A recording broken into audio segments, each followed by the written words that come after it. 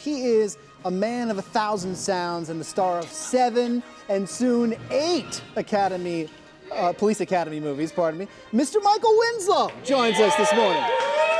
Good to see you again, buddy. Good to see you again. Good to see you. I want to get into the Police Academy 8, but first I just want to remind folks, Michael's not just a good actor and a funny comedian, he's a great guy to have around if you're just telling a story, right?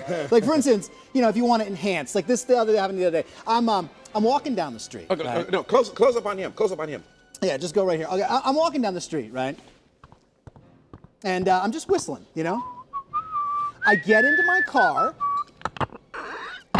and I start driving like a crazy man. Gotta start it first. I don't want to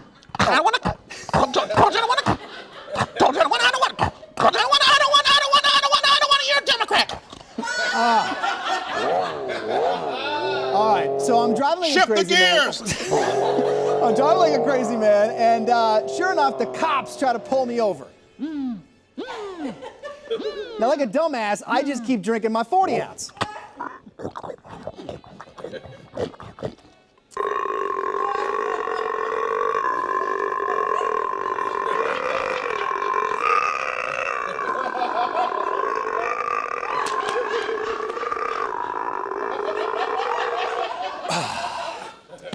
He calls for backup.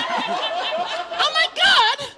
He calls for backup, and then I take off, and I got a whole precinct on my tail. They're trying to shoot out the tires.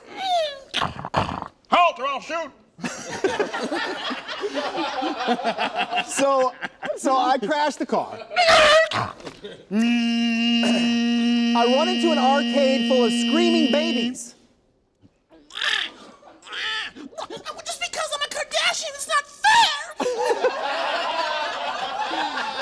They tackle me and take me down to the station. Hot, 10, 29, 518, T-Bone time!